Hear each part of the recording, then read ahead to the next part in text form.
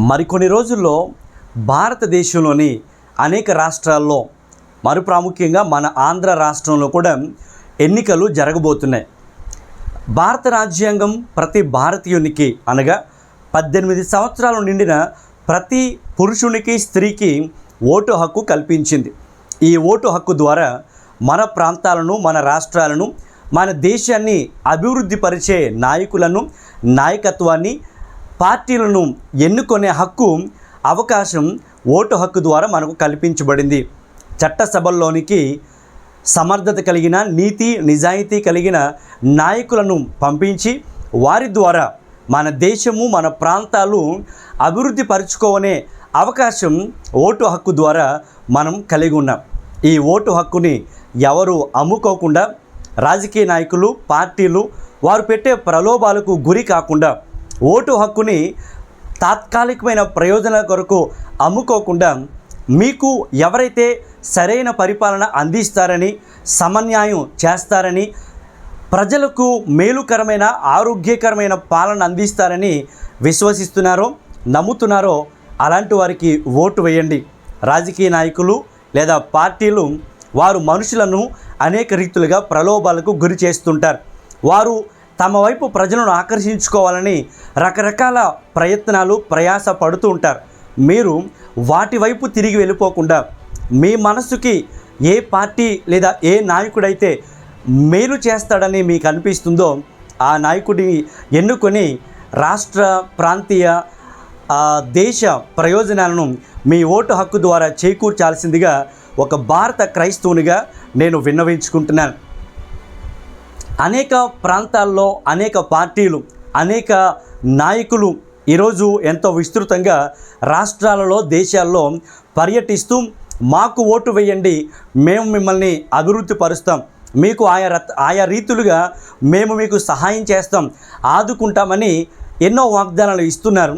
వారి వాగ్దానాల్లో ఎంత నిజాయితీ ఉంది, వారి వాగ్దానాలు ఎంత నమ్మదగినవి, వారు ఎంతవరకు మనకు మేలు చేయగలుగుతారో 1కి 4 సార్లు ఆలోచించి మీరు ఓటు వేసి దేశ, రాష్ట్ర, ప్రాంత అభివృద్ధికి పాటుపడండి. మతాల పేరట, కులాల పేరట, ప్రాంతీయ పరిస్థితులను బట్టి ప్రజల మధ్యన ఎన్నో చిచ్చులు పెట్టి, ఎన్నో విధాలుగా గొడవలు పుట్టించి, అల్లర్లు పుట్టించే పార్టీలు ఎన్నుకోవడం కంటే దేశానికి లేదా మన రాష్ట్రాలకు ప్రజలందరి మధ్యన ఐక్యత పుట్టించేటట్లుగా, ప్రజలందరినీ ఒకే భావంతో చూసేటట్లుగా పరిపాలన అందించే పార్టీలు మనకెంతైనా అవసరం. కొన్ని నెలల క్రితం మణిపూర్లో జరిగిన అల్లర్లే దీనికి ప్రత్యక్ష ఉదాహరణ. అక్కడ 2 వర్గాల మధ్యన జరిగిన అల్లర్లుగా చాలామంది చూస్తున్నారు, కానీ వాస్తవానికి అక్కడ మతాల మధ్యన చెలరేగిన చిచ్చులే అల్లర్లకి కారణంగా ఉంది. ఇప్పటికీ ఆ ప్రాంతంలో ఒక వర్గ ప్రజలు ఎంతో దారుణంగా నష్టపోయినప్పటికీ కూడా ఆ ప్రాంతానికి న్యాయం జరగని పరిస్థితులు మనం చూస్తున్నాం. ఈ రోజుల్లో ఎక్కడ చూసినా మతాల పేరట ప్రజలు, భారతదేశ ప్రజలు సహోదరులుగా కలిసి ఉండి ఒకే తల్లి బిడ్డలుగా జీవించాల్సిన వాళ్ళు ఎందుకు మతాల పేరట, కులాల పేరట, భాషల పేరట, ప్రాంతాల పేరట గొడవలు, అల్లర్లు చెలరేగుతున్నాయంటే, కొంతమంది మతమౌఢ్యం కలిగిన వాళ్ళు, వారు అధికారం చేపట్టడం కోసం, వారు సింహాసనం చేపట్టడం కోసం, వారి అధికారాన్ని ఏదో ఒక రకంగా తెచ్చుకోవాలనే ఉద్దేశంతో ప్రజలలో ఇలాంటి ఉద్రేకాలను రేపే ప్రసంగాలు చేయడం, ప్రజలలో ఉద్వేగపూరితమైన పరిస్థితులను చొప్పించడం ద్వారా ఇలాంటి అల్లర్లు చెలరేగుతున్నాయి. అలాంటి వాటికి మనం ఫుల్ స్టాప్ చెప్పాల్సిన సమయం వచ్చింది. చెప్పడానికి అవకాశం ఓటు హక్కు ద్వారా మనకు కల్పించబడింది. ఇలాంటి మతపరమైన రాజకీయ పార్టీలు మనకు అవసరమా? కులాల పేరట రాజకీయాలు చేసి ప్రజలలో సమానత్వం, ఐక్యత లేని రాజకీయ పార్టీలు మనల్ని ఏలుతుండడం భారతదేశానికి ఎంత మాత్రం క్షేమం కాదు. ఏ నాయకుడైతే ప్రజలందరినీ, ఏ కులమైనా, ఏ మతమైనా, ఏ ప్రాంతమైనా ఒకే దృష్టితో చూస్తూ ప్రజలకు సంక్షేమాన్ని, ప్రజలకు అభివృద్ధిని, దేశంలో శాంతి సమాధానాలను కలిగించేవారు ఉంటారో అలాంటి నాయకుడిని ఎన్నుకొని వారికి అధికారాన్ని అప్పగిద్దాం. రాష్ట్రాల్లో కూడా ప్రజలను మీకు అది ఇస్తాం, ఇది ఇస్తాం, అలాగే చేస్తామని మభ్యపెట్టే, భ్రమపరిచే వాగ్దానాలను నమ్మకం నిజముగా ఎవరికి మనకు మేలు చేస్తారు, ఎవరు మనకి ప్రయోజనకరమైన, సమాధానకరమైన అన్ని వర్గాల ప్రజలు అనగా ఏ కులమైనా, ఏ మతమైనా, ఏ ప్రాంతమైనా, ఏ పార్టీ అయినా సమానంగా మనకు న్యాయం చేస్తామని చెబుతున్నారో అలాంటి వారి గురించి ఆలోచించండి. మీ మనసులో ఎవరైతే అలాంటి మంచి నాయకుడు, నాయకత్వపు లక్షణాలు కలిగిన వ్యక్తి ఉన్నాడో అతన్ని మాత్రం ఎన్నుకోండి. నాయకుల ప్రలోభాలకు దయచేసి గురి కాకుండా మీ ఓటు హక్కుని సద్వినియోగం చేసుకోండి. రైతులకు, సైనికులకు ఎవరైతే ప్రాధాన్యత ఇస్తారో, దేశ భద్రతకు ఎవరైతే ప్రాధాన్యత ఇస్తారో, కులాలను, మతాలను చూడకుండా అందరినీ సమానంగా చూస్తారో, రాష్ట్రాల్లో కావచ్చు, దేశంలో కావచ్చు, అలాంటి వారిని ఎన్నుకోవడం ద్వారా మన దేశం సౌభ్రాతృత్వం కలిగి, సమానత్వం కలిగి, రాజకీయ నాయకులను ఎన్నుకోవడం ద్వారా రాజ్యాంగ హక్కులను పరిరక్షించుకునే అవకాశం ఉంటుంది. కాబట్టి ఓటు వేసే ముందు ఒక్కసారి ఆలోచించుకోండి.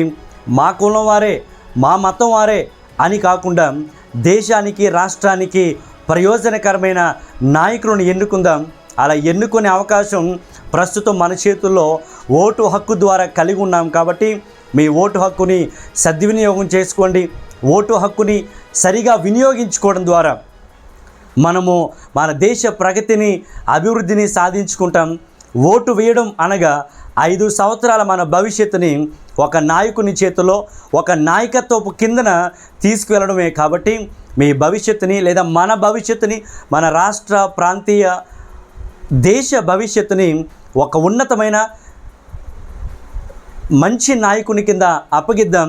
మన దేశాన్ని మనమే బాగు చేసుకుందాం. దయచేసి మీ ఓటుని సరిగా వినియోగించుకోవాల్సిన సమయం ఇదే. ఆలోచించుకోండి. దేవుని ప్రజలుగా యేసుక్రీస్తు ప్రభువారు దేవుని వాక్యం పరిశుద్ధ గ్రంథం మన బైబిల్లో తెలియచేశారు. రాజుల కొరకు, రాజ్యాల కొరకు, నాయకుల కొరకు ప్రార్థించండి. మీరు నెమ్మది కలిగి సుఖముగా బ్రతకాలంటే అందరి కొరకు ప్రార్థించమని బైబిల్ ప్రబోధిస్తుంది. బైబిల్ ప్రతి నాయకుని కొరకు ప్రార్థిస్తుంది. ఏ వ్యక్తిని వ్యతిరేకించదు, ఏ వ్యక్తిని కూడా ప్రత్యేకపరచదు. ఎవరిని దేవుడు నాయకునిగా నియమించిన, ఏ నాయకత్వం దేశానికి, రాష్ట్రానికి అందించిన అది దేవుని చిత్తము అని భావించి వారి కొరకు ప్రార్థన చేసే బాధ్యత ప్రతి క్రైస్తవునికి దేవుడిచ్చాడు. కాబట్టి బైబిల్లో వ్రాయబడిన మాట, నాయకులైన, అధికారులైన, అధికారమైన దేవుని వలన ఇవ్వబడింది.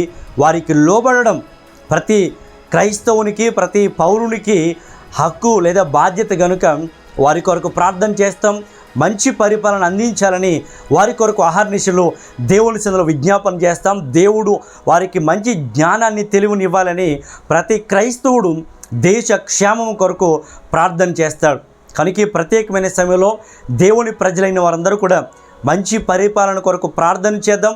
ప్రలోభాలకు గురి అవ్వద్దు. ఎవరు కూడా రాజకీయ నాయకులు చెప్పే, మభ్యపెట్టే మాటలకు ఇప్పుడు లోనైపోయి 5 సంవత్సరాల భవిష్యత్తుని తాకట్టు పెట్టద్దు. మీ మనసులో దేవుడు ఎవరి గురించి అయితే మంచి పాలన ఇస్తారని మీకు ప్రేరణ ఇస్తున్నాడో, మీ మనస్సాక్షి చెబుతుందో, మీ మనస్సాక్షి ప్రకారం ఓటేయండి. దేశ ప్రగతిని కాపాడండి. దేవుడు అలాంటి ఆలోచన, జ్ఞానం ప్రతి భారత పౌరునికి అనుగ్రహించునుగాక. ఆమేన్.